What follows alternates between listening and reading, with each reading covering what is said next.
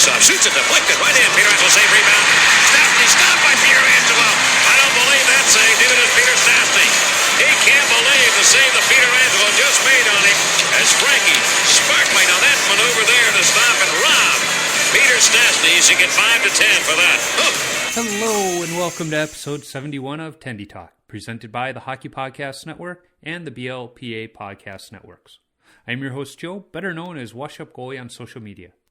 This week I chat with Cam Matwiv, the poor fellow who has to clean up after Kevin Woodley messes up the goalie room when they record their weekly gear segments for InGoal Magazine. So, without further ado, let's get to the conversation with Cam.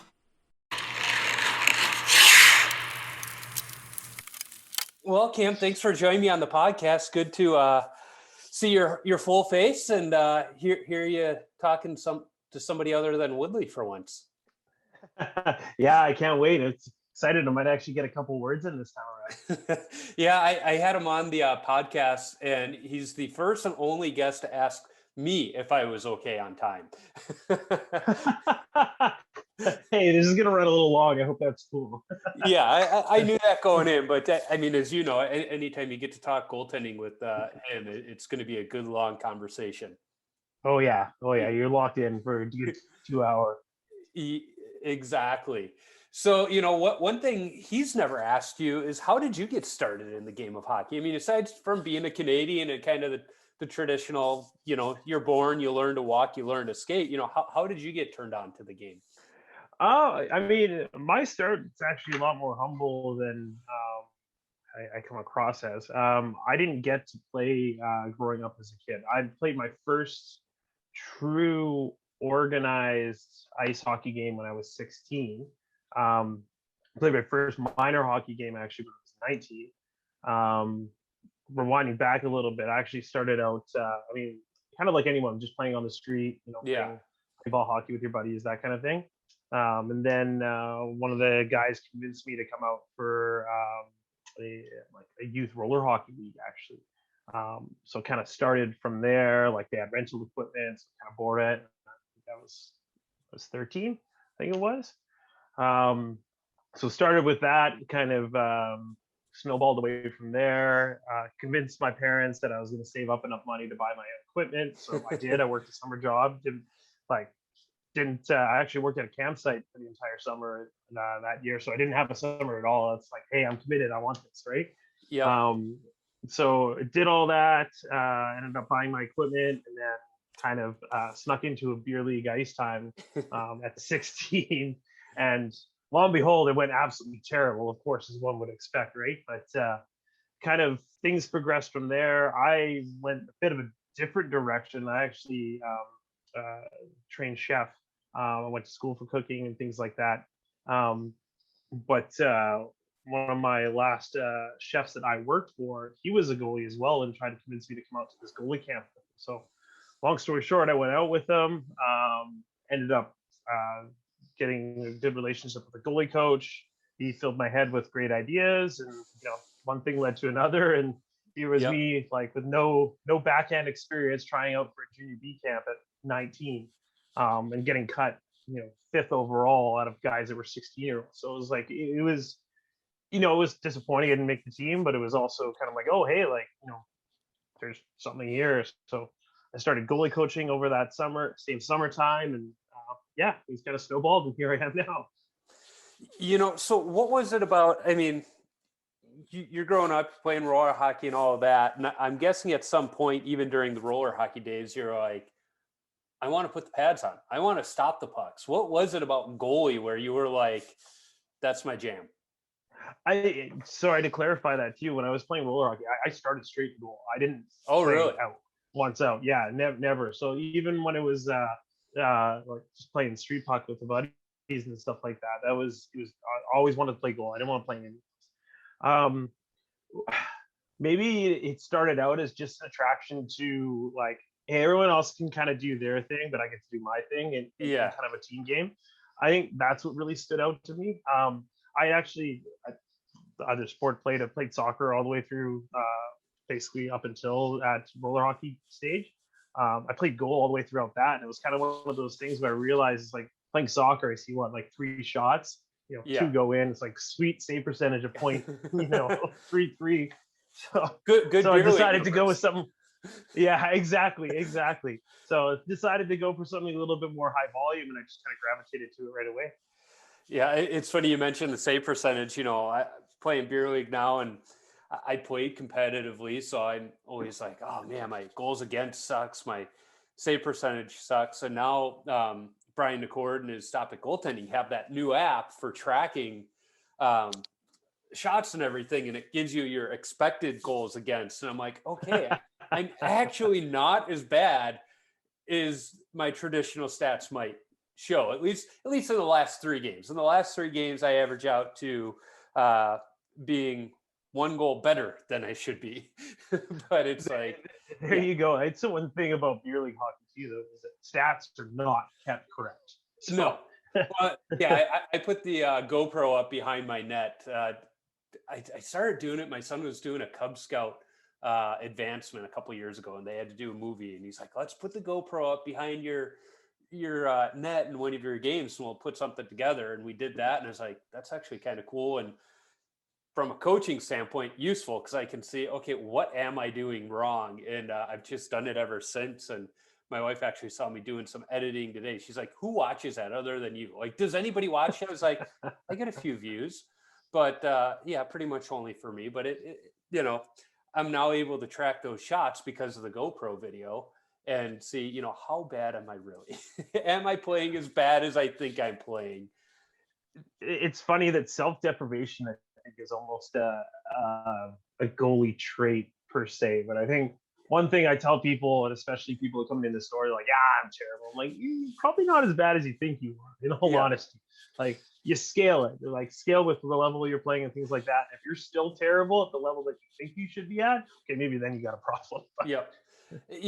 And I just remind myself at the beer league level, they're just happy they have a goalie and they're not shooting on a board. So at the end of the day, it doesn't matter how many I stop or let in. They're just happy I'm there. The Grant Fuhr rule of thumb, though, is just make sure you save the last shot. Yeah.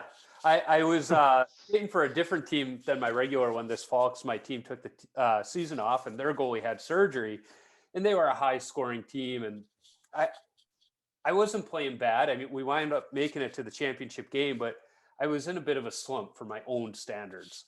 And the one guy, he could tell, he just comes up and he goes, hey, if you only let in 4 or fewer, we're going to win every night. He's like, we always score at least 4 goals. He's like, just stop 1 more than you need to. And I was like, okay, fair enough. And there were some games that were 9-8. And after the game, they're like, hey, nice job. You stopped it as many as you needed to. And of course, when we make it to the championship game, I keep it to 4 goals against. And then we only scored 2. I was like, of all the games this year to not score 4 or more, you wait for the championship game. And the one guy's like, what are you going to do? Classic beer league moment. Yeah. Yeah. Now you mentioned something, when you were 16, you convinced mom and dad to let you play by working all summer and saving up for your equipment. And that's something, when I was coming up, us goalies, we did that too. We worked to buy our own equipment. I shoveled snow.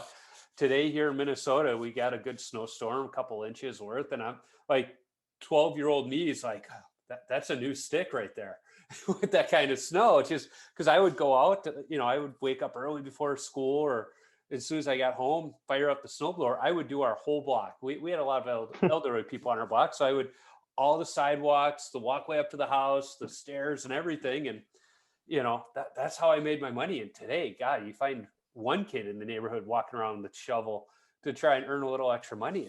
It's crazy on how some of these kids just don't see that opportunity to provide for themselves. And I mean, had you not been able to buy your equipment, would your mom and dad have let you play?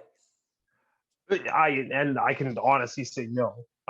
They were like, no, this is too expensive. Figure it out, basically. Like, we'll pay for soccer because it's cleats, a set of gloves and shin pads, right? But I think that's, if it had been the other way, I don't think I would be sitting here talking to you, to be honest.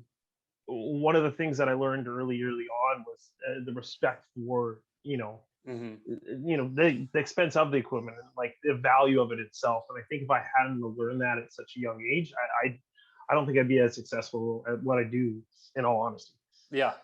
And that's a great point, because I remember, coming home, counting my money after shoveling, and it's like, okay, I can finally get that blocker I've been eyeing. And I remember going to the store, buying that Whyaughn all black blocker, and how excited I was. And it's funny because every time I went into the pro shop, like, I'm paying with a bunch of ones. We knew the guys that ran the pro shop, and they're always looking at me like, where'd you get all these ones?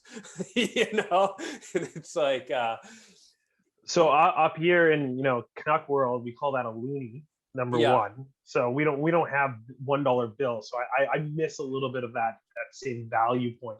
I can't throw the $1 bills everywhere. If I slap a bunch of loonies at the table, people start looking at me like, "What's wrong with you?" Yeah.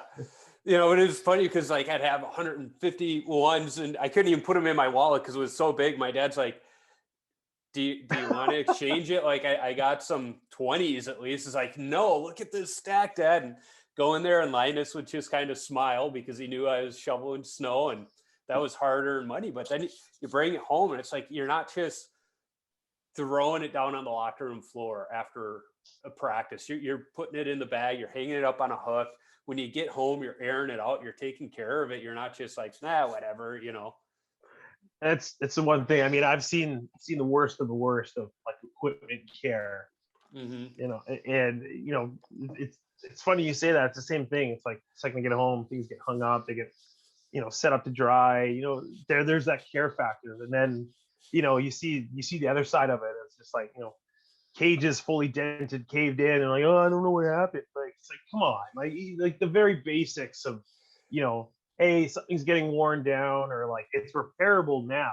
Yep. Okay, forget about it. I'll do it later.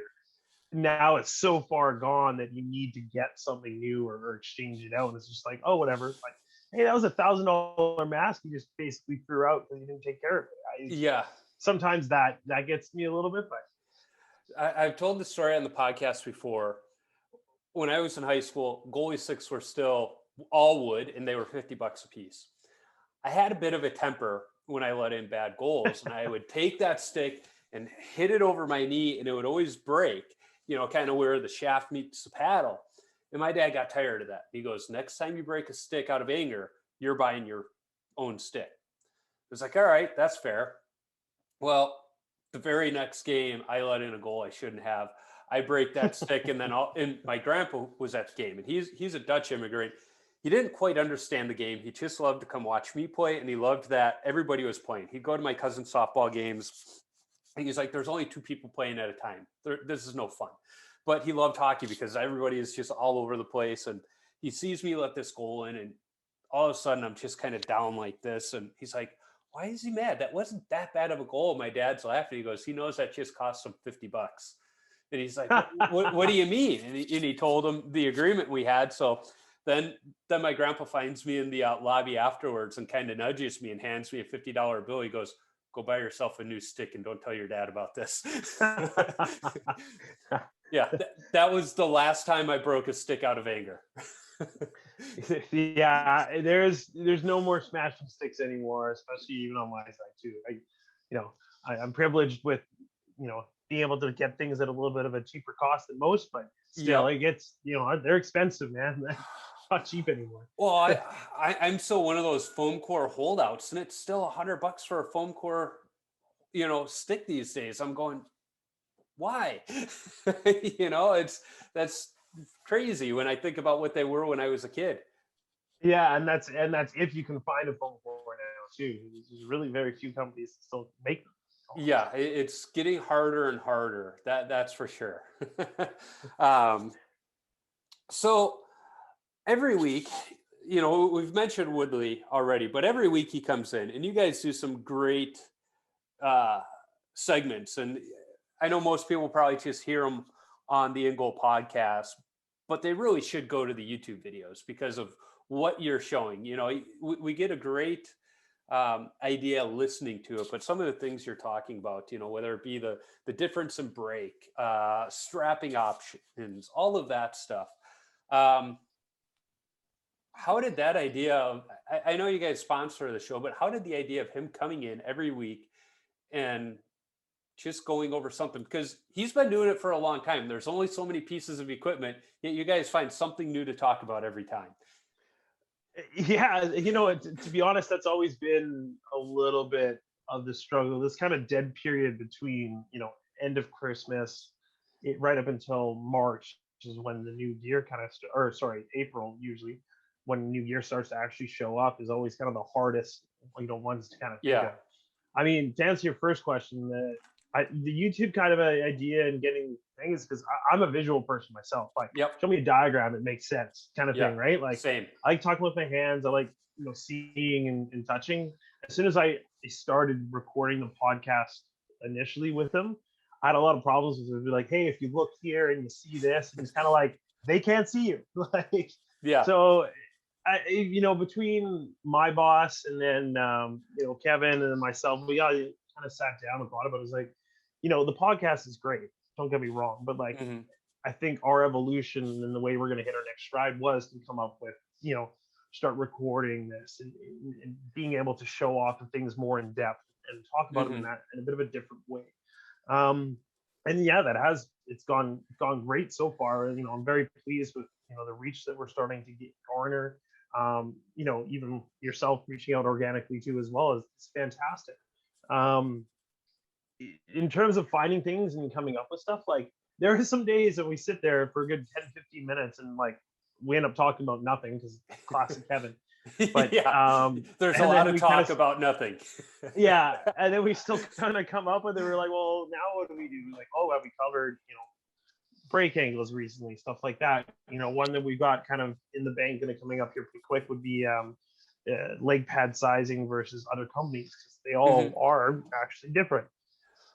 Well, not only other companies, I just got my first new set of equipment in 21 years. I was wearing a set of Whyaughn Legacies that I bought in 1999. They were 30. And part of that is a great testament to Whyaughn in that they lasted that long. They held up. I only had to have minor repairs done to them, like replacing a strap every now and then. But there was no major issues with them. It was getting old. It was 21 years old. I wanted some knee blocks and some of the modern amenities and pro equipment. And so they were a 34-inch pad, and I went to buy new pads, and we're like, 34s are too big in the new pad. And so it's even the same company, but just different years of the pad are going to be different size too. When you're talking about something that generationally was 2002, I think it was the legacy year, or 2003. Yeah, it was around there. The gaps and leaps in technology, like even like you said, a proper knee block, for example, it's staggering to think. I mean, even the course that I've been doing this now, how much things have changed from when I started to now is just mind-boggling. Like, I remember used to pick up Goalie's World magazine as a kid. That was one of the other things that really started to get me. I would sit there. It was amazing, and I would sit there and I would stare at the same page of goalie gear. Like it was Goalie Monkey that I always took out and had in there to do it. I would stare at the same wand pads every single time. I think they were like their super lightweight series. It was a spin-off of the V3. I'm like, I need to have it. I don't know why. I just want it. Yes. It was even remembering that now, like even that pad compared to what is a V9 now, it's just so crazy the changes that have been made. Yeah, well, I remember the last set of pads I had, the old Legacies, because the new Legacies, I shouldn't say the new Legacies, I got the V9, but I worked with Ev over at Whyaughn and got the old Legacy Bullseye graphic on my pads. So nice. I kept the same. I was like, I've had this for 21 years. This graphic works for me. I want to keep it. And they worked with me. It was great. But when I bought that set of pads, it still had the leather toe buckle. It didn't have toes, the laces. I had the toe buckle, and I quickly swapped that out because the idea of the toe buckle was starting to go away at that point. But we were still strapping those leather straps as tight as we could get them. leaving the pads tucked underneath the bench at night in the locker room to, kind of squish them down and give them that curve. It's like, you wouldn't do that now. No. Yeah. You want to see me get uppity really quickly. Yeah. Show me a picture of you doing that with your new pads. Yeah. It was like some of the things I laugh about it with some of my teammates from that time. In fact, one of them I still skate with every now and then. And we were talking about, me getting my new set, and he was like, I can't play in the modern pad. He's actually playing in the iTech X-Wing, is kind of between the modern pad and the older pad. He's like, this is as new as I can go. It's the new stuff is just not for me. And it's like, I love the new stuff. It took a little getting used to the first 2-3 skates. But I'm like, God, how did I go this long without making the jump? And it's funny, even you say that, like, the holdouts come into the store all the time. I'm like, I just can't get rid of my my V1s. I'm like, okay, give me a little bit here. Yeah. And those are some of my, like, people motivate me, and like what's been one of the most part of my jobs is people will come in and always have that, like, I don't trust you. Like, yeah. But it's like, no, I understand you. Let me hear you out. Yep. What I have to say, and I'll take you on this fitting journey, right? And it's always been one of the most fun parts of when I get a person to go one of those, oh, that's what I've been missing moments. Yeah. Like, say it's the first time they throw a leg pad on their leg, it's now sub 5 pounds. They're like, well, they don't have to weigh 8 pounds anymore. Like, I can get up and down easier. It's amazing. It's whenever someone says that, I think they just haven't been had a chance to get fit properly, I would say. Yeah, I think, well, I shouldn't say I think. I know the reason I was a holdout. I'm cheap. And I'm cheap for one. And then two, after college, I got into coaching, so I wasn't putting the pads on very often. If I did, it was because we knew one of our goalies wasn't going to be at practice. And that was kind of fun to do with these high school kids who are like, oh, what do you know? Because not only was I coaching high school hockey in Minnesota, but I was originally from Chicago, so I played my high school hockey there. And they're like, what do you know? You just played your high school hockey in Chicago. And then I get out on the ice with them and show them, hey, I can play pretty well still here, fellas. And kind of gain their gain their respect a little bit. But so it wasn't skating regularly. And then me and my wife, we had kids. It was like, when you got small kids, you're not going out playing beer league 3-4 times a week.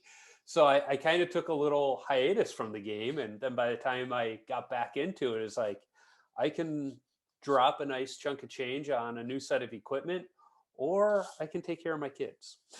It's like, which one should I do? And so that, and being cheap, it was like, okay, that's why I'm not getting new stuff. And then finally, I think it was last spring, my wife was like, why aren't you getting new stuff? It's like, because it's expensive. And we've been through COVID, we did all this work around the house, and rather than hire it out, I did it. And she's like, with the money you have saved us doing the work yourself, go get yourself some new equipment. It was like, okay.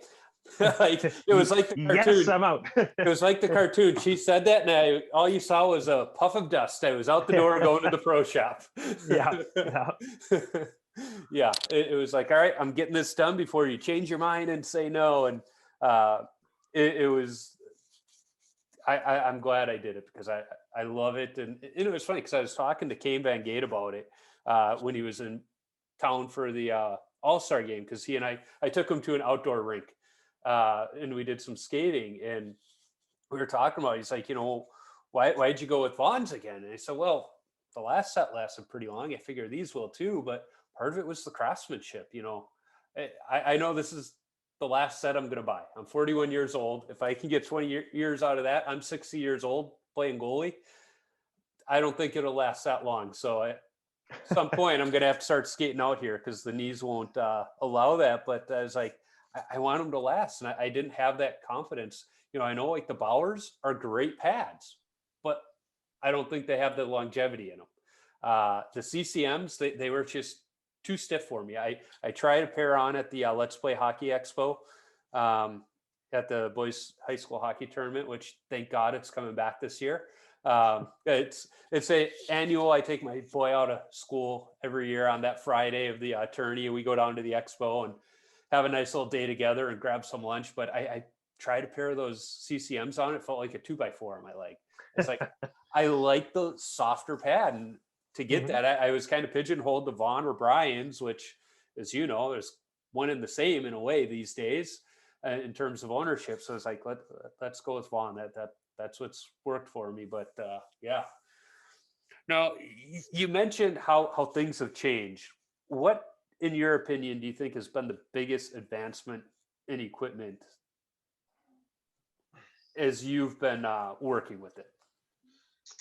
Now, it's tough because I think it's always small little things that keep progressing and moving things forward. So it's always, it's like what's the next, whether it be, I remember when I was starting, like Bauer had the MyFlex tabs and things like that. It was like, oh, everyone was like, that's kind of cool. It's a little weird. Or if you didn't put it in properly, the whole pad collapses, different story. But it's interesting how much companies look over the fence at what the other one is doing, and then it inspires or organically create something else. I'd say so far, I really do believe like the integration of the knee into the core of the pad, which Bauer has done, which I think, again, they might be even attest to it, is not necessarily their original idea either. But that's really what has pushed gear again forward. I give Warrior and Pete Smith a ton of credit for, I would even say not necessarily rattling everyone's cage. That might be the wrong term, but like, hey guys, you can't just keep putting out the same thing. Like, we need to push stuff forward. I would say like even like the entire Ritual line of gear, its evolution and what bits and pieces, have spawned from, say, their idea that's become different things. I truly believe Warrior was the first one to have an incredibly structured knee system with, they called it their knee drive system on their G2 pad. But that was the first, real knee cradle you could take and you could hold, and it wasn't going anywhere. It was a real stable surface. And, it has to inspire those Bauer guys to come up and, how can we make our pad better with, we see what's going on here. We know it's making some waves. What can we do to bring it to more mainstream almost in that sense? And I think seeing things like that is what's been, some of the coolest stuff that I've seen so far. Cowling the skull skates, even like that was one to go through. I remember everybody's first reaction was like, "Oh, what is that?" As soon as you start playing around, the first time you push on ice for the first time down low, any overdrive slides, you're like, "Oh, I get it." Like it's such an improvement off of what you were using in the past. And yeah, there's going to be a few holdouts here and there for sure. But that's my next purchase. and honestly, you'll be like, oh man, I wish I did this sooner. It can make such a difference inside of your game, and it just helps bring all the other pieces together, right? Yep. The only thing I don't like about the cowlingless skate is you can't spot the goalies at open skate like you could in the past. The amount of times that I've had some bloke player guy come up to me and say, "Oh, you wear a you skate." Shut up! Like, come on. Yeah. It's funny when you say that. Yeah, I mean, really only the tender guard is a separation between the two boots now. But even then, like, so the second you hold one, you hold your cowling skate, you're like, oh my god, this is a good 5 pounds heavier. Like, this is crazy. I was this quick in these ones. Like, imagine how much quicker I'll be, right? Yeah. And we see that again as another innovation that's about to kind of walk through the door. I can't obviously say too much about it, but like the new Connect skate that's coming out and things like that. I keep looking at that and I keep thinking back to high school. We had an assistant JV coach. We called him Coach Turbo because he had some old plastic turbo skates, and but they kind of look the same. And that was the plastic had that little hinge, and it's like, they look the same, but I know they're very different. But I'm hoping they have some at the Let's Play Hockey Expo for me to check out, because that I don't know what to think of it yet, having not been able to, hold it in my hand and really check it out. Put it this way: this same kind of apprehensive conversation started when they came out with the 1S skate in the first place. Yep. Everyone's like, I don't know, like, I need the cowling. I don't know why, but I need it. Well, you don't. Number one. Number two, we're not making skate saves anymore. Yeah, exactly. And I think this is one of those ones where, again, we're going to upset the market and push it forward again in a good positive direction. And I think yeah, go pick it up when you have the chance. And anybody who's listening, check it out. Like, it's well worth your time to take a look at it for sure. Yeah, it's interesting, and I know some goalies I've talked to are all kind of in the same camp. Like, it reminds us of those old turbo skates, but I think technology has come a little, even in plastics, it's come a little bit since those days.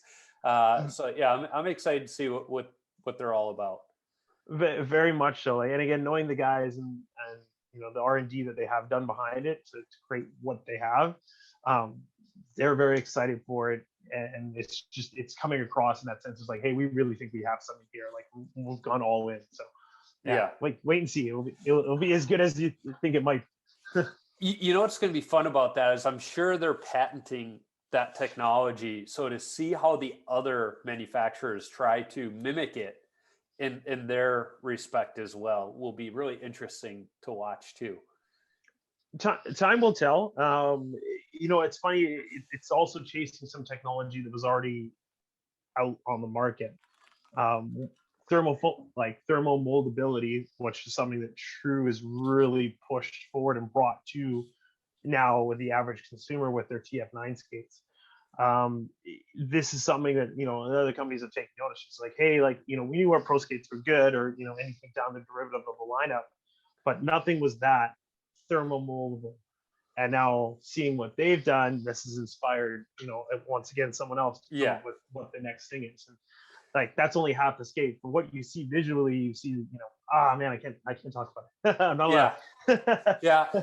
A little part of me, trouble, I can't. A little part of me when I first saw it too thought of like the first generation rollerblades with the boot you put on and then slipped it into the skate. I was like, I remember that original look, but I mean, those were comfortable skates and good skates at that time too. There's a lot of inspiration actually from an older, I think they were Lang.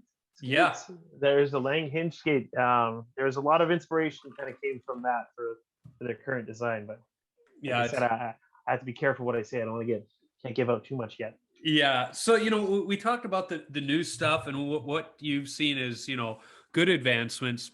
What old goalie technology that's kind of gone the way of the dodo do you kind of miss and kind of saw as good stuff? There is another good. Some of the older chest protectors that I used to be big fans of. Yeah. You don't really see a P1 anymore, or a chest protector, and a lot of that has to do with new regulations and things like that. What was I really miss, because I had a set and it was one of my favorite still sets of gear, was my RBK Reebok Premier 2 set that I had. And that was back when I was going hard for trying to get on a junior team and whatnot. That was just my favorite set of gear that I think I ever owned. It's funny because I always wanted that Vaughn stuff, and I actually ended up getting a set, hated it, and I actually traded a guy for this set. It was basically, this guy got a brand new V3 set, nice colors, all that stuff, and he gave me his like 6-month used beat up set of RVK gear, and I just said, don't worry about it, forget it, just go.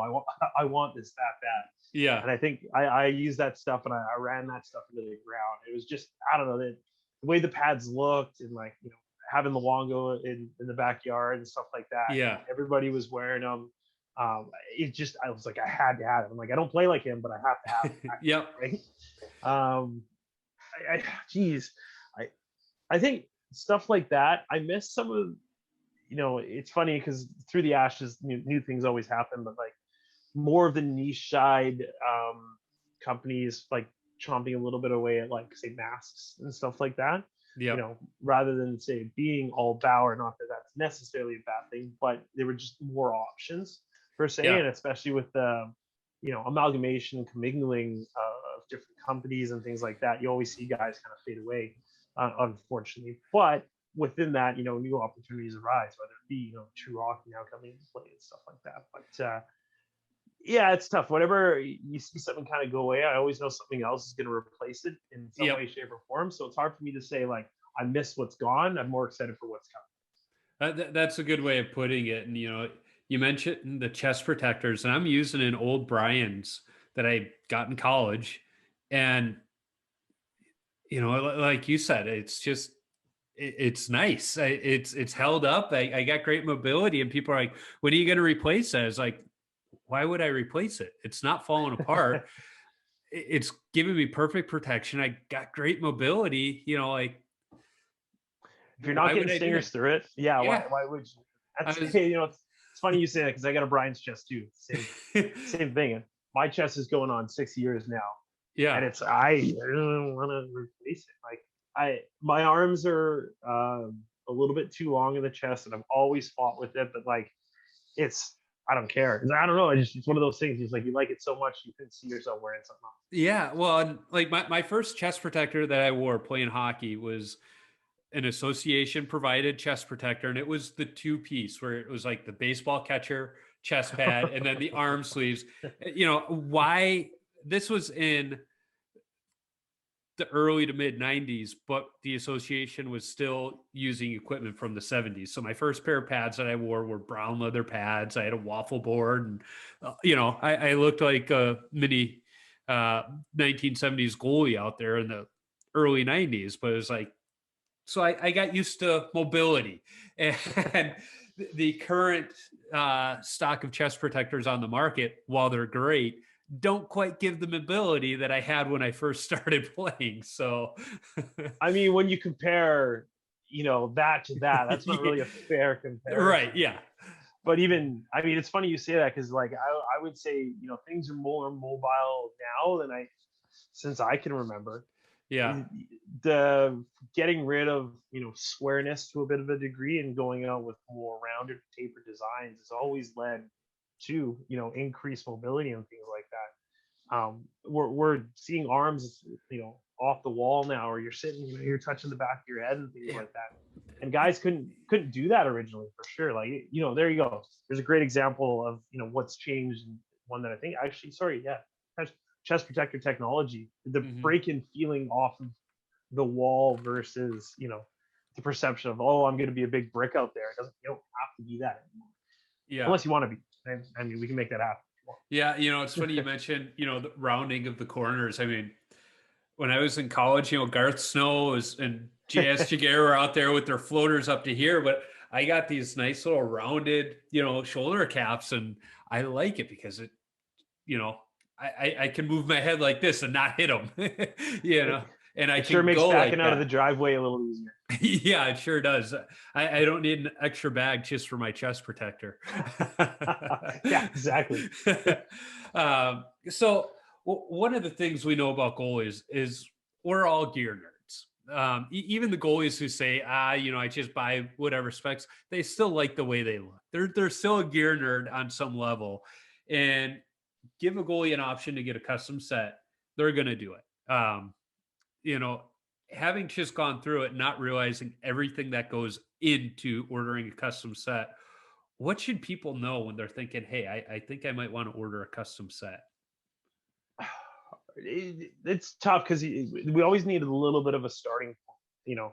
I want to order a custom set. Okay, great. What do you want? I don't know. All right, Yeah. we're back at square one. Yeah. I mean, that's fine. I've had situations where, I literally start out of that basis and, we'll rip through every single pad on the wall until we find something that, I believe is going to work for said customer, and, said customer's happy. Yeah. I think custom gear in itself does kind of, it almost does create a little bit of a barrier. It can be intimidating to order. Yep. Hey, there's all these specs. I don't know what any of them are. Well, that's fine. My biggest thing is ask questions. Number one, it's like there are no stupid questions, and if there are, I just won't tell you, and I'll laugh about it. And it's always what I tell people. As a history or a high school teacher of mine said, there's no stupid questions, just stupid answers. Yeah, I try my best, and I forgive myself at certain times when I do scoff at some questions, or somebody asks you something like, really, like, did you really need to ask that? But even then, like, even I give myself in check and take the patience. Some people, they just don't know. Yeah. And that's what I even tell parents is, like, their kids ordering their first custom set, and it's a big deal for the parents because they're investing a lot of money. Yep. It's a big deal for the kid because he's super excited to get his first ever custom set. Yeah. And it's like, okay, I got to calm the kid down first so I can get him focused, number one.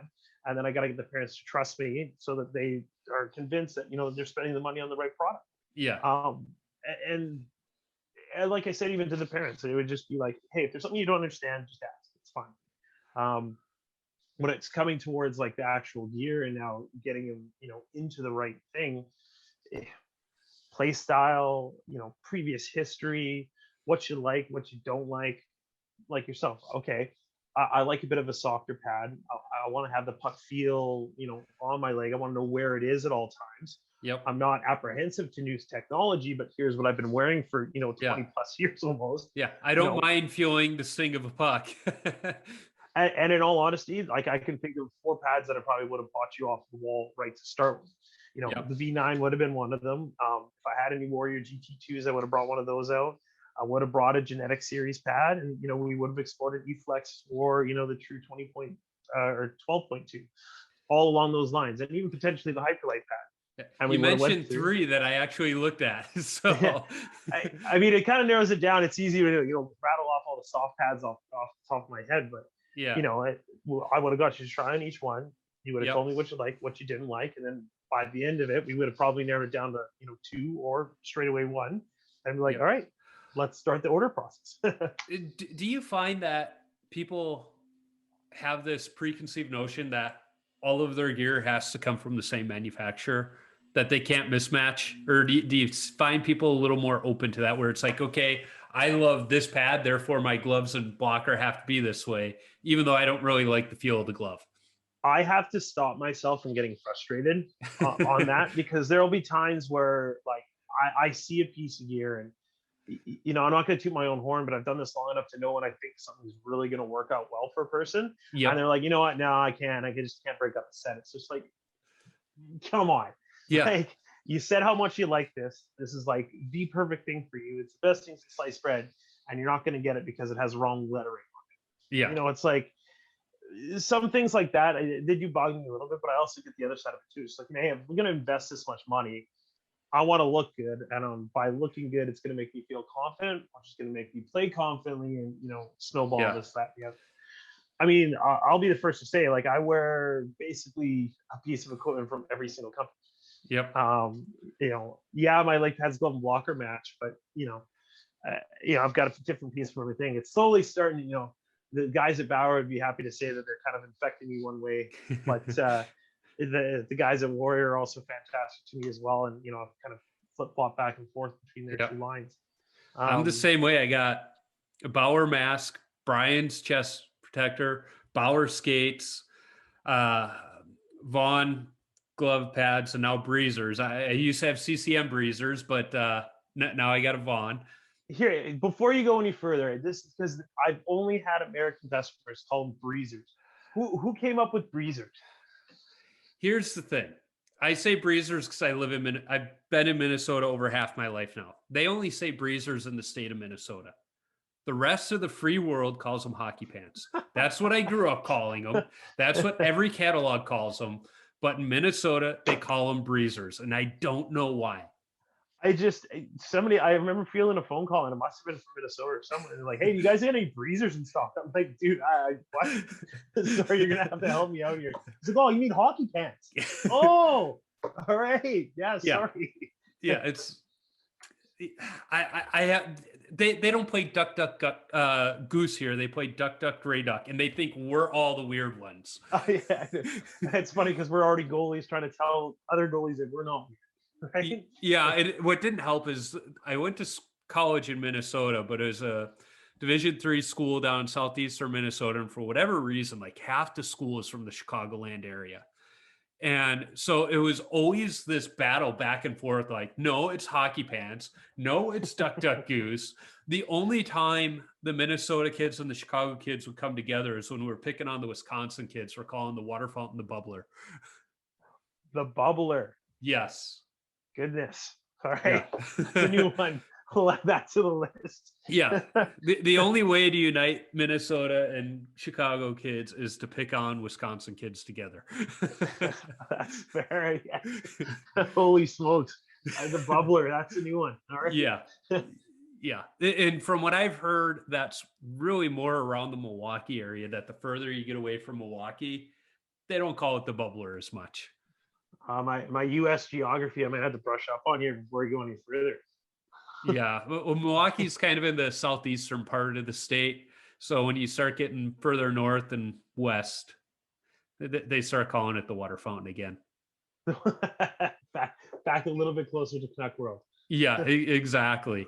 The other thing I think that's probably added another layer of the onion when it comes to ordering custom, especially for somebody like yourself, is all of the options for, when you and I think of the custom equipment, we're thinking of the brakes, how's the glove feel and this and that, but kids care about one thing. It's how does it look? And now with the evolution of digiprint and even some of the cut and sew because of laser cutting, that's got to make your life a little bit harder where, they got this idea. How do we make it come to life?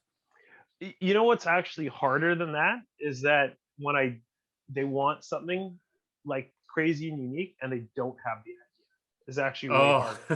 It's like, hey, I want a custom set. Great. I want a custom graphic. Okay, cool. What are you basing it on? Oh, I don't know. Hey, I'm not a graphic designer. Yeah. I can help you, but I can't do it for you. Yeah. That's usually the harder aspect of that. And to be honest, actually, I've had way more beer leaguers and way more adult goalies order custom graphics that have had kids.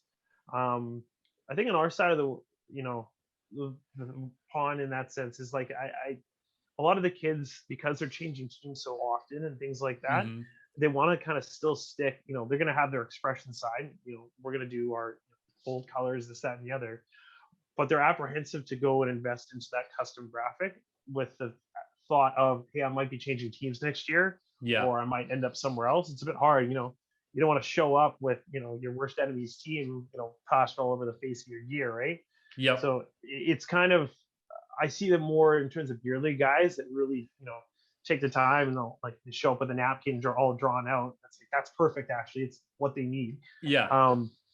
I just finished kind of doing another cool custom one for a customer. He did a bear graphic originally with 2 axes on his Bauer set, and he wanted something similar in a Brian's. So, we came up with Brian's. We wanted similar but not the same. So after a couple designs back and forth, we figured out another version of it, and that's now ordered in place, and we're waiting for that to come in. So, the digiprint's been actually quite fun. The guys at Bauer really set it up in such a facet where it's actually a fairly streamlined process beyond, just waiting for the back and forth, that kind of thing. But what gets sent in and what comes back from the designer, like 2 completely different things. And it's really amazing to see the designer who he's really good at what he does, clearly, to be able to come up and take people's interpretation and really run with it and come up with these crazy designs so far. Yeah. I loved when Mike McKenna came out with the Reactor 5 graphic on his, because to me, that's one of the greatest looking sets of all time, the Reactor 5. And for me specifically, it's Eddie Belfour's, where he had the black and white alternating stripes with just the red trim. If I had gone Bauer, I was going to go with that. We've seen a lot of the Bauer Reactor 5 tribute sets, but nobody has gone with the black and white striping. And I'm like, why? It's sitting right there in front of you. Like, why haven't you done that? It's funny. You say that. I had the chance to order a custom graphic when I ordered my my recent Bauer set. I ended up saying just, hey, to heck with it. I just wanted, I want to be a little bit more neutral this time around. But now in hindsight, after seeing that X-Fin graphic come out, and then, again, seeing some of the other guys' iterations of the Reactor 5, it's like, man, I had this missed opportunity. I should have come up with something really neat, and I didn't. But, like you said, I would have wanted to go for an older graphic again and kind of bring back some of those things. There are some really wicked old school graphics, on pads that like start out with. Yeah. Brian's DX2s come to mind. I already said the Premier 2s from, Reebok days. I think one of the best looking set was Cristobal Huey's, white, red, and blue set for the Canadians. Yeah. He was playing from. That was just so good looking, and the color block is just on point. Those were the days that I think, color, that was the last little thing of color before color died and everybody went all white. Yeah, it's coming back though. I like it. We're starting to see color return. we're way back on the color chain, which is great. Even trends on the wall and how customers are shopping and things like that. Like all white's still going to have its place everywhere, but people are less hesitant to not go with a white based pad nowadays. Yeah. Even if it was 2 years ago or 3 years ago. I was shocked to see the Kirk McLean tribute set hit the ice in Vancouver because it didn't have the white outer rolls. I was like, "Ooh, somebody won a battle there." Yeah, and if you know anything about that, Ian Clark's not a fan of not having that white there. So he somehow got away with that one. I think it's you get one game, and then you're going back. Yeah, it was funny. I forget who it was. Some pro shooter, and he's going, I think Ian's given us too much credit, thinking that the pads are going to throw us off. He's like, yeah, there's top end guys like a Patrick Kane. That's going to maybe do something. He goes, but most of us, we're just trying to hit the net. I it's funny. I had a chance to skate with, so Peter Twist runs his pro camps the summertime out here, and this was a number of years ago. I had a chance to go, and I think it was Tanner Glass was out there, and I said, I was wearing dark base gear at the time. I was like, hey, look, man, like I know you just lit me up for like 20 in like a casual practice skate sort of thing, but hey, I kind of got this question. It's like, look, like, do you notice a difference when it comes to like gear color? He says, look, dude, like I'm not like a top 10 scorer by any means, zero chance, and I never will be. But he's like, look, if I'm gonna put a puck past you, like it's going in. It doesn't matter what color your gear is. I was kind of like, oh, and then he kind of like just wandered off. I was like, well, I feel like there's still more to this, and it's funny because I think some guys really truly do believe in that white gear presence and how it sits. Ryan Miller, when he was playing for the Canucks, organically just showed up at the store out of the blue one. And it was honestly one of the best experiences. It was like I was walking out for lunch and I happened to do one of these, just walk past him. I was like, okay, hold on. And lunch is run off. Back down the stairs. Yeah, it's like lunch is off. It's not happening. And I remember just kind of chatting with him. I know people that know a lot about gear, but like Ryan Miller, out of any of the people that I think I've ever talked to, his specifications on how he treats his gear and how he sets it up is next level. I mean, we're talking about a guy, that hinges on a $5-6 million contract. His gear's got to work for him to get his contract, right? So that part makes sense to me. But when we're talking about the eyelet pattern on the corner of a blonde glove, and you can feel the puck skip off it kind of weird, so that might cause this to happen, or the way the backhand strapping feels on his finger is a little bit off, so that's going to cause his timing to be slightly mishandled. I was blown away. I was like, I was still a little bit younger back then. Obviously, it was a number of years ago, so I thought I was a hot shot. I knew my stuff, and I was like, okay, I know nothing. Like, but even the conversation again came up as I was like, well, Ryan, like, what do you think? What color gear, fits better on the wall? And Ryan's a bit of a dry guy, in terms of his humor aspect. And I'm very active. I'm trying to get a reaction off him and see kind of how things are going. And he's just, he's very stable, straight. He picks a pad off the wall and he looks me dead in the eye. He's like, Cam, do you ask your girlfriend which color is big? I kind of looked at him funny for a second. And he cracked this little half smirk. And then that was it. Like the conversation was pretty much done after that. And I just kind of sat there stunned on the wall. It's like, whoa, all right. Like, did I just get? I did. That was it. I was like, and send him on his way after chatting with him for a little bit longer. But that stuck with me for the rest of the time. I was like, wow, well, there's a true believer that that white gear is gonna make sure he looks bigger in net. He's gonna stop more pucks coming. So yeah. Like, all right. Yeah. There you go. Half the time, if you believe it, it's gonna make the difference. Yeah. Perception, seeing is believing, believing, seeing, all that jazz. Look good, play good, feel good, right? Yeah. Now you mentioned perception. One thing that's always bothered me about hockey shops is you walk in and it's like it's dedicated to the skaters. When can we have a shop where you walk in and it's the sexy stuff, the goalie equipment, and the player has to go to the back of the store or the player has to go downstairs. I think that's the way they should be set up, but I'm biased. See, now, unfortunately, these dreams of having that happen are great, fantastic. Yeah. But, economics dictate that. Yeah. The player stuff goes, it pays the bills. two goalies on the team versus another 20 skaters, Yeah. sort of thing. What do we got to cater to, right? Yeah. Yeah. We even, what I like the aspect of, for example, even in our store, we are in the basement currently. Yeah.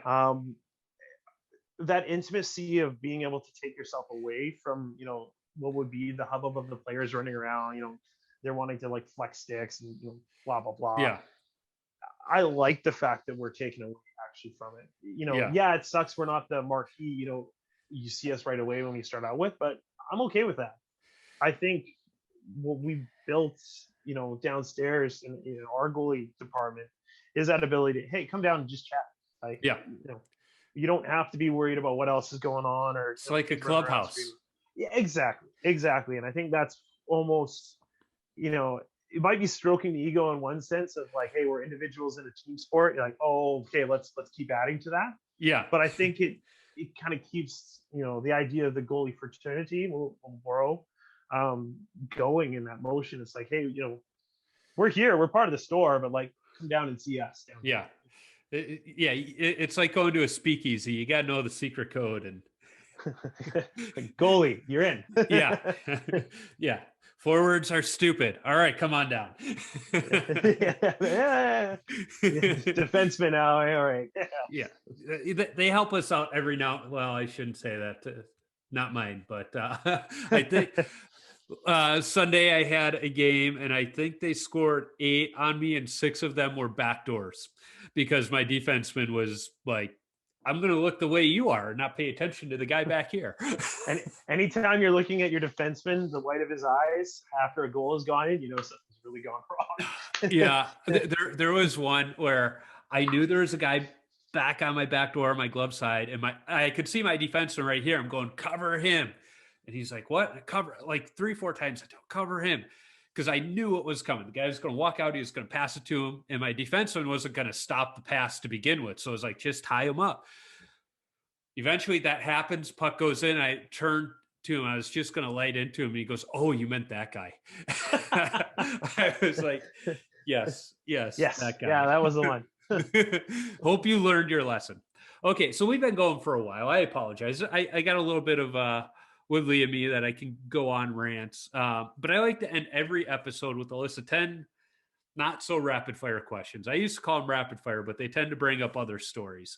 And they're the same 10 questions I've asked everybody. So Hutch has answered these, Woodley's answered them, Kelly Rudy's answered everybody. The first one is, what's the craziest coaching moment from your playing days? I don't even know if I can share it, actually. Yeah.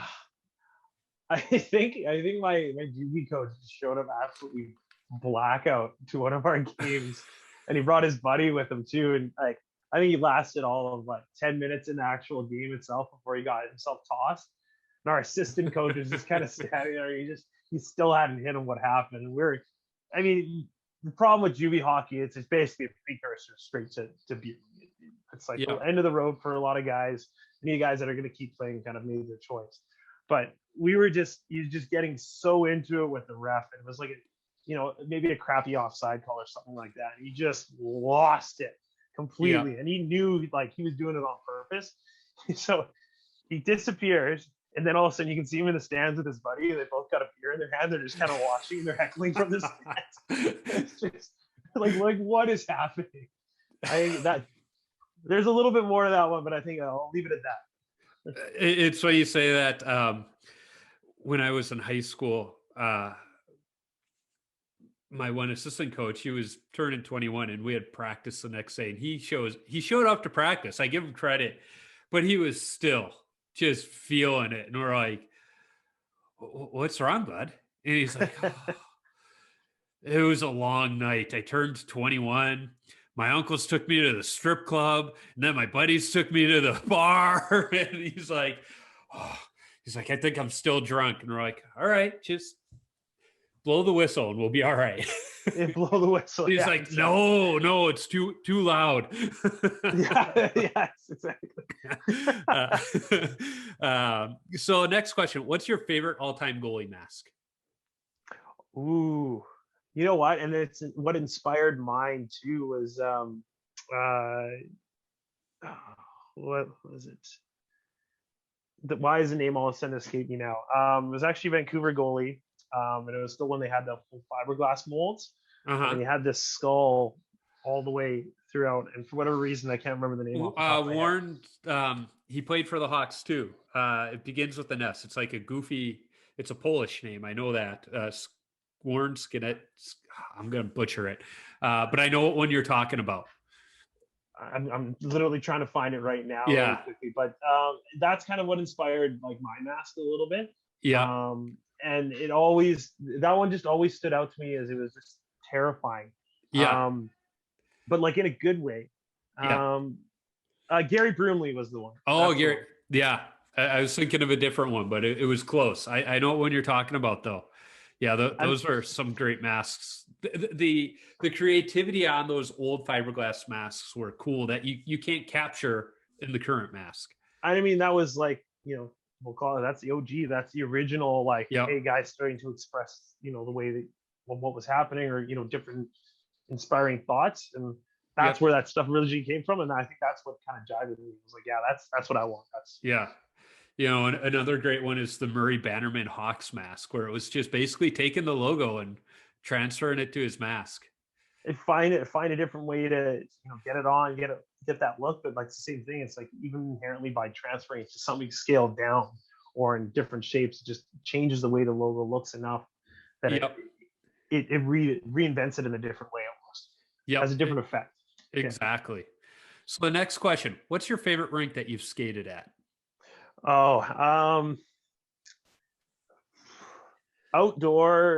Outdoors is special to me because in Vancouver it doesn't get cold enough for outdoor rinks. Yep. So first time I skated outdoors was up at Apex Mountain. There was a hockey tournament up there, and I think I actually, like, the second I stepped on the ice, it was snowing out, it was cold, the lights were on and things like that, and it was just like I never felt more it's Canadian. Pure. Yeah, pure. There's a great word. Like, it actually, I brought a tear to my eye. I was like, this is amazing. My buddy tossed me a beer. We cracked a beer before the game, and just sat at center ice for a second. It was just like, this is really cool. Yeah, I remember the first time I was skating outside. Growing up in Chicago, there weren't frozen ponds or anything that we could skate on, but the park district actually put in some rinks at some of the parks with refrigeration systems and everything. They put one in at the park by my house. And I remember one of the first times I was out there, it was night and it started snowing, and everybody just kind of stopped at the same time looking around like, yeah, this is what it's all about. I think that, like you said, I think that's the moment. And that's one of those things that I've always kind of chased a little bit to try and, find again, whether it be skating with my buddies or, I got some buddies out in Toronto, same thing. We'll go skating when we're out there. But if it's not that, though, skating at Rogers, what used to be GN's place, that's hands down too. Yeah. I mean, well, I don't think one thing, like, without getting too far into it, that people understand is how hot those lights are in there. And that was without ridiculous. And that was without 18,000 people in the stands. Like, it's nuts. I've skated at the Allstate Arena where the Chicago Wolves play, and I remember this. I was playing the second half of the game. I'm sitting there on the bench, like, I'm sweating, like, and they have half the lights turned off. Yeah. And it's, you see the guys drenched in sweat. They're like, oh, they had breaks and whatnot, or they didn't have a busy game. But no, it's just for how hot it is. It's crazy. But what's funny is that if you've got tickets down by the ice, you kind of feel the coldness of the ice. You're not feeling the heat unless you're right down. It's crazy on the two extremes when you're exactly. So this will be an interesting one for you. What's your favorite stick that you've ever used? Ooh. I've got. It's funny. I'll always have like a love-hate relationship with sticks, because whenever I try a stick to start with, most of the time I hate it. And then it'll be like a couple games in, and then I start to like it. I would say two are about dead even. a Vapor 2X Pro, obviously more recently. And then I had a Luongo Premier 2 foam core stick. That was it was a pro return from him, so it was spec'd out to his specs, but it was really just curve and just paddle height sort of thing. Yep. But that thing just never broke. And I think I had it for like 3 years, and bits of foam were finally starting to come off of it and all that jazz. But just the feel of that stick, and then rewinding forward now, having a chance to try out different composite sticks and whatnot. But that 2X Pro, like, it wouldn't die. It was just the way that pucks rebounded off it, the way I could shoot with the stick was just all, it's everything you'd want in a stick. It's funny you mentioned the pro specs on how the pro returns, they don't match up to the retail model. And the first time I really understood that, one of my college teammates was Brian Trottier Jr., and his dad was still coaching Colorado at the time. So it's Trottier's birthday, and he gets this stick sent to him to the rink, or not a stick, his box, and you could tell it was a couple sticks. So I'm like, oh, okay, what's that? And his dad took like 3 sticks from Joe Sakic's stall and sent it to him to use. That they were brand new, hadn't been taped or anything. We're like, and a couple of my teammates had the Sakic curve, because this was, at the advent of the Synergy, and then, but it was mostly the 2-piece stick still. So some of my teammates had the Sakic curve on their blades, and they're like, that's not the Sakic curve. And he goes, no, this is the real Sakic curve, not the retail model, fellas. Yeah. And we're like, oh, it's that different. And he's like, yep. It was that one. I remember it was more of a flat blade, and it was just kind of a hook right at the end is what he had. And it's like, I don't know what you'd say, almost like curve to it, so that lifted almost like a pitching wedge. More open face to actually, A lot of it is that locked in tight. They're more worried about that, like, well, Sakic's, bread and butter, anything below the hash mark. So how am I going to get it up or over top of these guys? The age of goalies dropping down. So you saw a lot of those big banana hook curves kind of come about, right? Yeah. So the next question is going to be an interesting one, since you didn't start skating till you were playing on a team till you were older, but it doesn't mean you don't have these memories from playing, like you said, street hockey. What's your favorite youth hockey memory? Actually, we'll go straight to that roller hockey stuff. Like the first year that I played, we ended up winning like the league or whatever. And of course, it's not that big of a deal, but it's a big deal to us, right, at the time. And it was championship is big. Exactly, and I think that was one that stuck with me, for a while. I was like, hey, this is like the starting point, right? It's also a bit of a good kind of fire saying, it's like, oh, if I could do this, what can't I do? Sort of thing. Yep. And that was probably one of the things that has stuck with me in one sense. It's just like every time I put effort into hockey, it's given back to me in some way, shape, or form. So, I'm here where I am now speaking to you because I put effort into the sport. Yep. That's awesome. So what's the best chirp you've heard on the ice, off the ice, at the hockey shop, directed at you, not directed at you? Oh, man. That's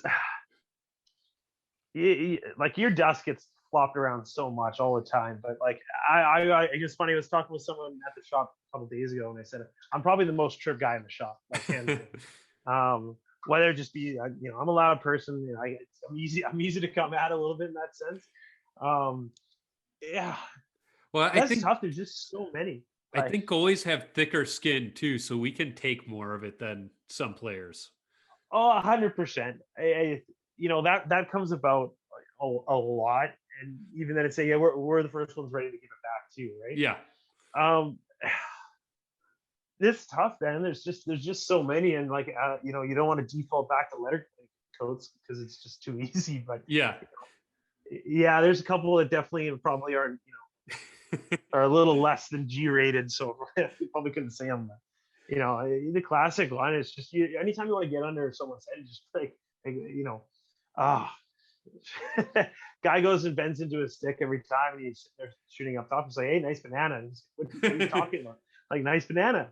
And then they always think it's a dick joke or something like that, and I just always throw them off. And that's one of my favorite ones. Just like, nice banana shot. It's like, I don't get what that means. I'm like, oh yeah, next time you go flex your stick so much that you curve it like a banana, and you miss the net again, maybe try a little better. I don't know. Yeah. It's kind of a bad one, but it's like it's always one stuck in my head, and like it always just throws the guys off because they're like, I don't get it. I still think my favorite one so far was actually from Hutch. He was saying one of Maddie's goalie coaches looked at him and said, "You must be really good at dodgeball." Yeah, it's funny because I've heard that one too, bro. Yeah. So what's the worst post-game beer you've had? Oh, somebody we used to do with one of my older teams was that whoever would get POG or player of the game would always get tall boy, and it would be different than our regular beer run. So it's like somebody would always have to go out of their way and make sure they get the tall boy. But somebody was running late and they picked something out of their fridge and didn't look, and they got like some English brown ale, and it's just like this thing. It's like pouring out syrup, like almost. Yeah. And depending on how the game goes, usually sometimes they would have to shotgun said tall boy as part of like depending on how you did. So I got that's a heavy post game beer. I got a shutout, and then the requirements is that you got to shotgun the POG because you got POG. So somebody lobs me over this big thick brown ale. I was like, it was just I got about a quarter of the way through, and it was just like, no boys, sorry, I can't. Yeah. And we do team fines, and I think I was like $20 in the hole after that one pretty quick. I had somebody offer me a stout before the game. I looked at him and was like, "Do you want me to stop pucks? Because I'm gonna have to be looking for the one in the middle if I drink that." It's just like the occasional pregame beers, those ones are okay, but like yeah, you say that, or it's like a time you got called up and you were out with your friends before. Yeah. All of a sudden you got to play ice hockey game 6 beers deep or something. I've noticed that depending on the beer that's brought to the game, if it's a really light, low ABV beer, one before the game, not like once the Zamboni's getting on the ice and you got to chug it, but nice leisurely beer kind of helps my nerves. Just kind of calms me and relaxes me. But I tend to shy away from it. I do got a bone to pick there. When you say light beer, like, I mean, you guys are talking about water down there, so. Well, I don't know. Yeah. Yes, trust. I'm a bit of a craft beer snob, so yes, I get that. And whenever I bring beer, it's usually a little bit stronger than what they're used to. So the guys like when I bring beer, but I figure that's what I got to do since they let me play. They don't charge me to play. I got to bring the better, more expensive beer. That's fair. The times at Busch Light just won't cut it for you guys, eh? God, there's one team I fill in for, and like all of these guys, what I'm about to say about them is not knock about them because they're a great bunch of people, but they are a bunch of redneck hunters. So they love Busch Light. Like that, it is what it is. But it's like, come on, guys, like spend $6 for a 30 pack and get something better. Oh, is there even beer in it? It's and I've always said I think one of the best post-game beers is a Coors Light because it's almost water, but it just has a little bit of crispness, and then you go to something stronger. Beer always does taste better after hockey as long as it's ice cold and it's proper. But it's like, what, I'm partial. It's funny you say that. I tripped you for that, and you tell me you're a craft beer guy, but like a nice ice cold Budweiser after a hockey game, I argue I don't think there's a whole lot of beers that are better than that. Oh no. I don't like Budweiser, but I think it's because of my grandpa. And, my grandpa drank lots of beer.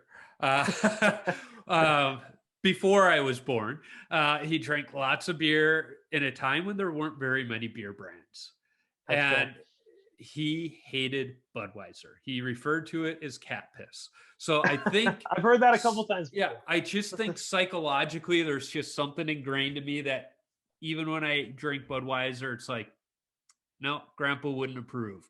I have a bit of fair and rodeo history on my dad's side. So cool. Budweiser's always kind of been around and been like, that was the first beer I ever had. This is the first beer I had with my dad.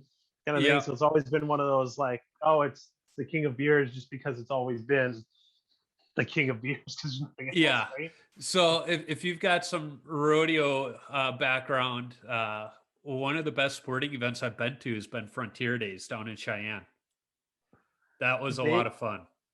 It's funny. So the rodeo that we have up in Vancouver, it's actually Cloverdale. So it was the Cloverdale Rodeo Exhibition. My dad was the general manager for 15 years, I think it was, or 12 years, basically all throughout my childhood. So, I've seen that aspect, and you're like going to go hang out in the fairgrounds and stuff like that, even watching rodeo events and stuff like that. We've always kind of done that. As somebody says, rodeo, and we kind of get it, it's always nice to, talk to someone like, yeah, they get it. It's like, good. It's funny. I'm not really a country fan, but there would always be that one time of the year that, it's country music all day, every day, cowboy boots come on, cowboy hat, we're good to go, right?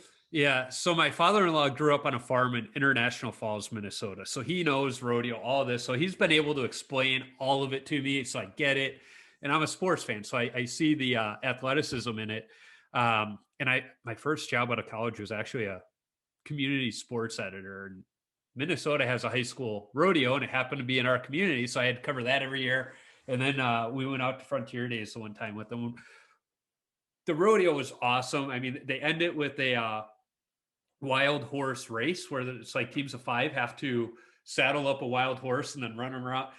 One guy wound up, the one horse ran right into the barricades where the bulls were sitting, and the guy riding the horse went up and over the barricade into the bull ring. And so then I mean, it was just crazy. But my favorite part of that day, I had 2 favorite parts that day. One, you're just parking in the neighborhoods around this fairgrounds. You're just parking in front of somebody's house.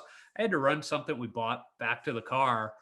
And it's just a regular residential street, where cars are on both sides. Maybe one car can drive down the middle. And all of a sudden there's a herd of longhorn steer coming down the road with 2 cowboys behind them, just moving the herd through the neighborhood. I'm like, I didn't have my phone on me at that point. It's like, I wish I had my phone to take a picture of this, because I'm going to get back to the family and they're not going to believe what I'm about to tell them. But, and then I'm this city slicker. I grew up in Chicago. Like, we had to go to the zoo to see cows growing up. That's my youth. And so I don't have cowboy boots. I don't have a cowboy hat. And they have the mechanical bulls there. And you go to Frontier Days, the mechanical bull ride isn't like going down to the local honky tonk.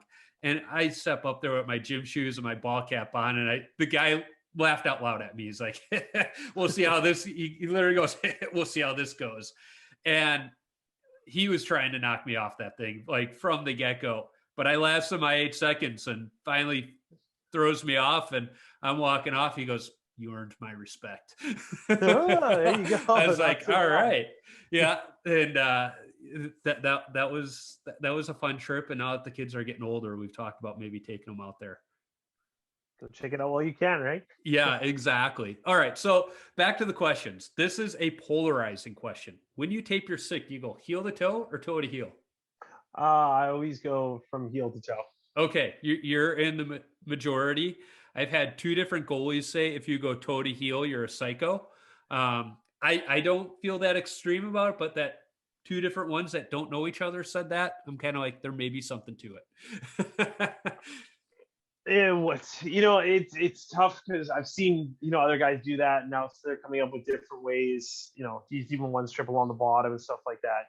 Yeah. Products like blade tape and stuff like that. So guys aren't, fully taping it the same way. But, I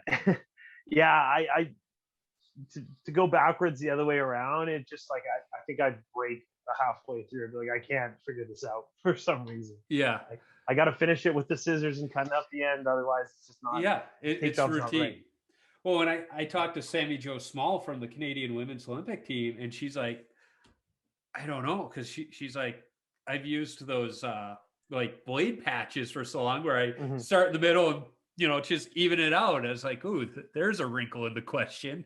Which I didn't actually tape it up at all. I just slapped blade tape on. Yeah, which I'm surprised we haven't seen now. I understand why when they came out and, you had wooden foam core sticks that didn't really catch on, because part of the tape was to preserve the wood, from getting too spongy. But with the composite sticks, I'm surprised we haven't seen those blade tapes become more prevalent. It's wanting to tape up the heel of the stick, especially too, because it's a common area for the sticks break and split. So it's like even having just that little bit of something there, just even if it's giving you more so peace of mind than it is actually doing anything.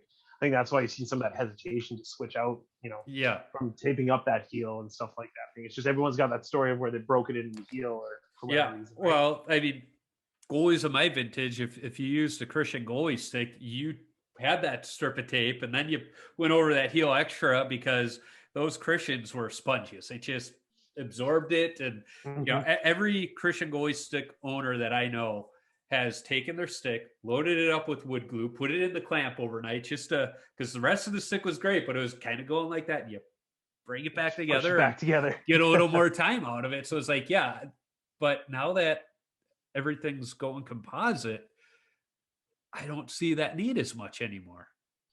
Yeah, I mean, usually it's not supposed to happen, but but it does. Yeah, exactly. I think it's just by the way that does the way it is set up. It's just inherently, it's not promoted in that sense, or that same style of breakage. It doesn't come about. Just the way the composites are laid now, like they don't design it like they used to. Put it that way.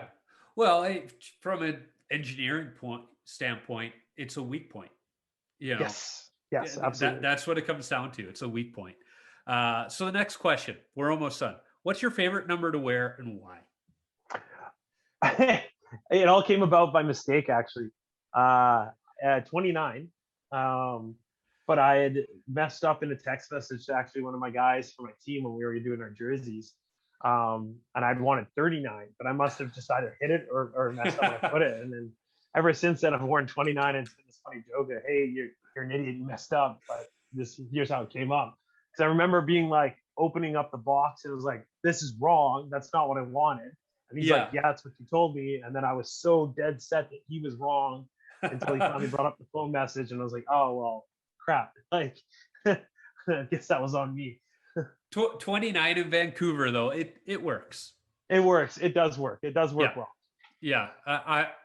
I like 39. That's my number as well. So it works. And that's a funny one too. I was 35 in high school. I wanted 35 when I got to college, but senior goalie wore 35. So I went to the cabinet, found the biggest jersey that was in there, and it happened to be 39. I was like, okay. So then we go out into our field house to stretch, and all my teammates, we wear our jerseys when we stretch. All my teammates looked like they had jerseys that fit them. I looked like a 7-year-old wearing my dad's jersey coming out to the field house to stretch because this thing was so big. I loved it. So the last question, what advice do you have for young goalies? Don't give up, even when things sound their worst. I've seen a lot of good goalies quit just because someone's got in their head or something's got in their head. Yep. Ask questions, absorb, and just enjoy every minute of it. And if you do come to a point where you're sitting there like, I'm not having fun, I'm not enjoying this, okay, that might be your time, but just don't stop enjoying it. Take a moment, no matter how bad things are at one aspect or another, or, either you're having a bad game or, things look like they really suck, you're still getting to play hockey. Yeah. And you're still being, an individual in a team sport wearing, the coolest gear, and, say you do suck, but hey, you look good still, you're holding on to something. Yeah. Somebody still walks by and says, that guy looks great. There you go. It is Cam Matwiv says, all roads lead to the beer league. So if you can hold out till then, you're going to enjoy the game even more. Exactly. So where can folks find you online if they want to follow you or the Hockey Shop?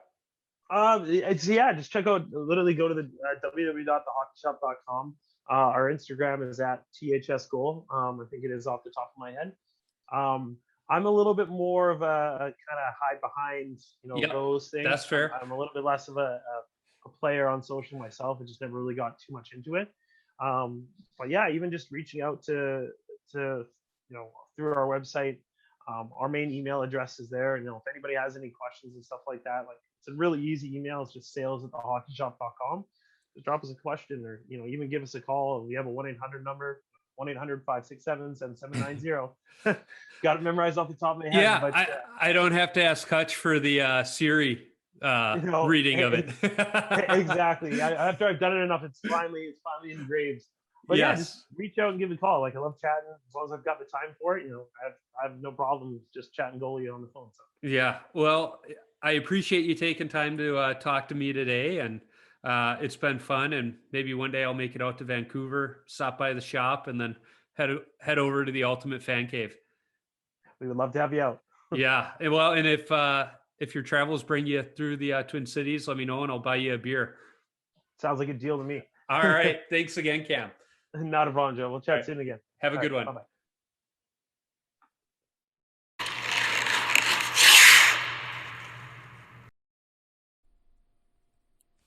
I'm sure the gear nerds loved this episode. One gear nerd in particular. If you have any gear needs, be sure to call Cam at the Hockey Shop Source for Sports at 1-800-567-7790. You can find me on Instagram, Twitter, Facebook, and YouTube simply by searching for Wash Up Goalie and I'll pop up. Visit washupgoalie.com for some great hockey-related content, my beer league hockey video highlights, and of course, all podcast episodes. I've also recently started a beer league hockey beer review for post-game beers my teammates bring into the locker room. If you want some Wash Up Goalie or Tendy Talk apparel, be sure to visit my Threadless shop by clicking the merchandise link on my website. If you like this podcast, go listen to the BLPA Big Show.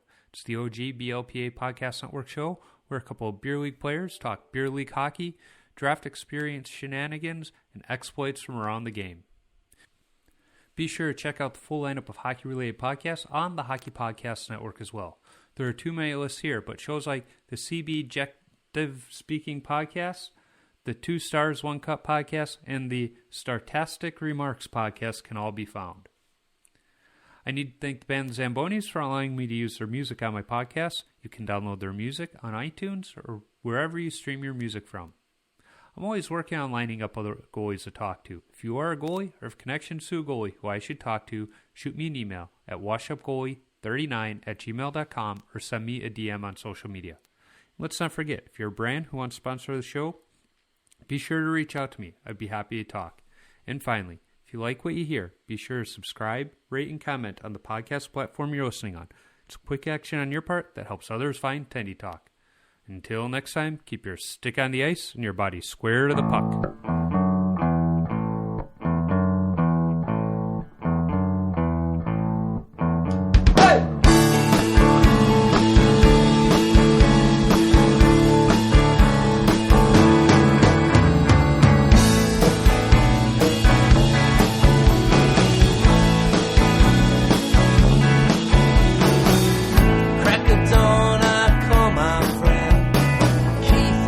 Checked out Ketchell's Pond.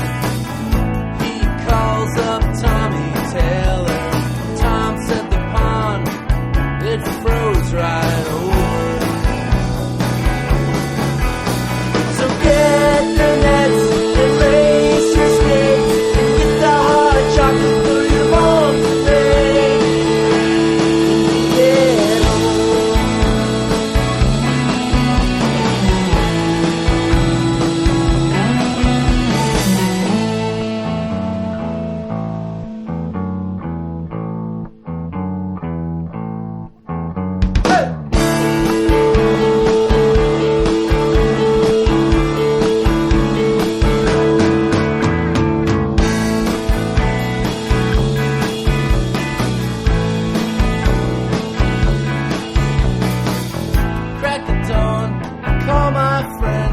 Yeah, dude.